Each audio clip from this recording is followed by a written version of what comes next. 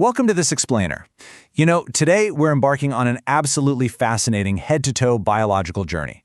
We're going to look at how outdoor cycling literally transforms the human body as it ages. We so often hear that getting older just means this inevitable decline, right? But the science and the incredible real-world source material we're analyzing today, well, it suggests something entirely different. So get ready to completely rethink everything you know about aging, movement, and what actually happens when the rubber meets the road.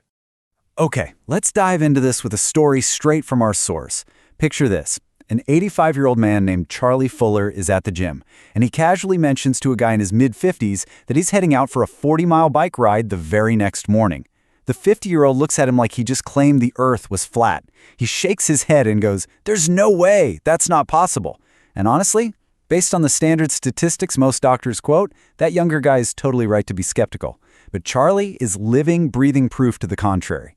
So how does an 85-year-old not just survive, but actively thrive on a 40-mile ride? Well, the secret lies in exactly how his body is adapted to his routine. Section 1.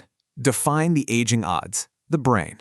When people are desperately searching for answers about health as they age, the brain is usually where all that fear is centered. And look, the fear of dementia, it's completely justified. It doesn't just take your memory, it literally takes you.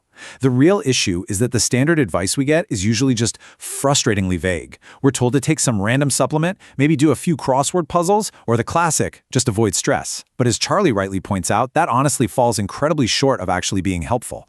We need to look at what physical movement actually does to the brain. To really grasp this, let's look at the sheer scale of a monumental study from researchers at King's College London. They looked at over 2,000 twins. By comparing individuals with practically identical genetics, they could isolate the lifestyle factors. And what they found was amazing. The physically fitter twin, the one consistently doing regular aerobic exercise, showed vastly superior brain health compared to their inactive sibling. We're talking about better memory, much sharper cognitive function, and crucially, significantly less brain shrinkage. This wasn't just some tiny marginal improvement. The fitter twins were measurably, significantly better off. It turns out, consistent aerobic exercise creates a massive cognitive advantage. If you need a specific number to really wrap your head around the impact, here it is, 35%. A 2020 study published in the Journal of Alzheimer's Disease followed adults over the age of 60 for an entire decade, 10 whole years. And they found that the folks doing regular, moderate exercise, which is exactly the kind of consistent output you get from riding a bicycle, showed a staggering 35% lower risk of developing dementia. 35%. That is not a statistical anomaly, and it's definitely not a rounding error. That is a massive, life-altering reduction in risk, and it's directly tied to just getting your heart rate up on a bike. Section 2. Miracle-gro for the brain. So, okay, we know the statistics are incredible. But what is actually happening on a cellular level when you're out there pedaling down the street? Well, it all comes down to this absolute biological powerhouse, B.D.N.F, which stands for brain-derived neurotrophic factor. When you ride a bike, especially outdoors, your brain releases this specific protein. And get this, researchers literally refer to B.D.N.F as miracle-gro for the brain. It's responsible for actively promoting the growth of entirely new neurons. But it doesn't even stop there. It also steps right in and strengthens the existing neural connections you already have. This is a highly active biological process. Your physical exertion is directly, literally, fueling your brain's structural integrity. And this brings us to a brilliantly tangible way to look at all this complex neuroscience.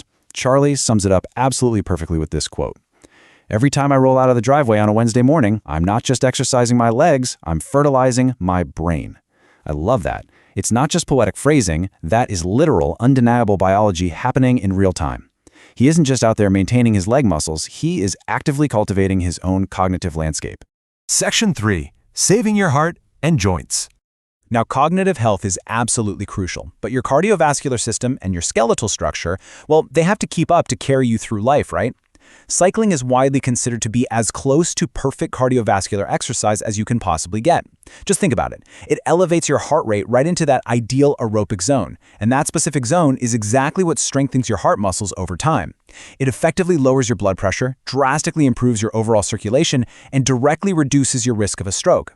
And the absolute best part, it delivers all of these profound benefits without hammering your aging body into the ground.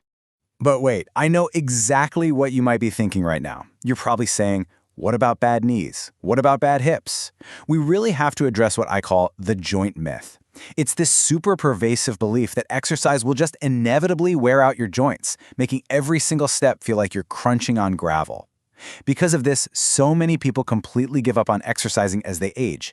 They dread those high-impact movements that feel like bone grinding on bone. And hey, it's a completely understandable fear. But cycling offers a profound, low-impact alternative. Let's take a quick look at the actual biology of our cartilage. Enter synovial fluid. This is the natural biological lubricant that lives inside your joints. Now, what's really interesting about this concept is a secret that most people simply don't know. Your cartilage actually needs movement to stay healthy. This synovial fluid only circulates and does its job when you are moving. So if you stop moving out of fear of joint pain, you're actually depriving your joints of the very lubrication they need to survive. Cycling perfectly counters that whole joint degradation myth purely through its mechanics. Think about step 1, the pedaling motion. It's circular, it's smooth, and it's incredibly fluid. You aren't slamming your full body weight onto hard pavement with every single stride. Step 2, this continuous low-impact movement acts exactly like a pump for that synovial fluid. And step 3, as a result, your joints stay continuously bathed and well lubricated. Doing this right doesn't wear down the joint, it literally keeps the joint alive. Charlie rides over 100 miles a week at 85 years old. He even jokes that while his knees might start talking back around mile 70, the bicycle keeps the conversation completely civil.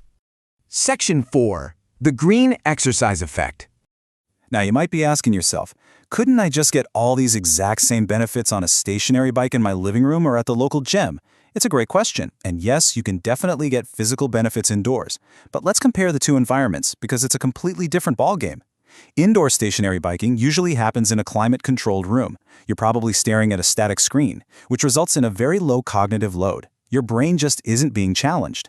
Outdoor cycling, on the other hand, forces you to navigate unpredictable terrain. You're constantly processing changing light, shifting weather, dodging potholes, and tracking the movement of the world around you.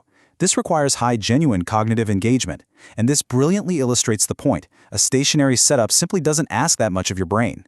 Scientists actually have a specific term for this: green exercise. The research consistently shows that exercising out in a natural outdoor environment yields empirically better psychological results compared to the exact same physical workout done indoors. The data points to significantly lower cortisol levels, which means way less stress. It shows vastly better mood outcomes and much higher reported energy levels afterward. You aren't just working your body, you are actively de-stressing your entire nervous system simply by being out in nature. Beyond the empirical data, there's just something that touches the human soul, you know? Something that doesn't easily show up on a lab chart. Charlie perfectly describes the outdoor experience like this: being outside, moving air, the sound of the world waking up. That is therapy with spokes. It reaches a part of you that a fluorescent-lit gym simply cannot access. He notes that after riding through his neighborhood, he can come home feeling 20 years younger. It's a deeply rejuvenating experience that he has never, ever felt stepping off an indoor stationary bike. As we wrap up this explainer, I want to leave you with a really profound thought. At 85 years old, with 100 miles a week in his legs, Charlie's brain is without a doubt the sharpest tool he has. But he insists it isn't about being invincible, it's about being adaptable. He says, the road is still open, and so am I. So the crucial question for you is this: how will you stay adaptable? What specific steps will you take today to ensure that as the years go by, your own road stays wide open? Thanks so much for joining me for this explainer, and I'll see you next time.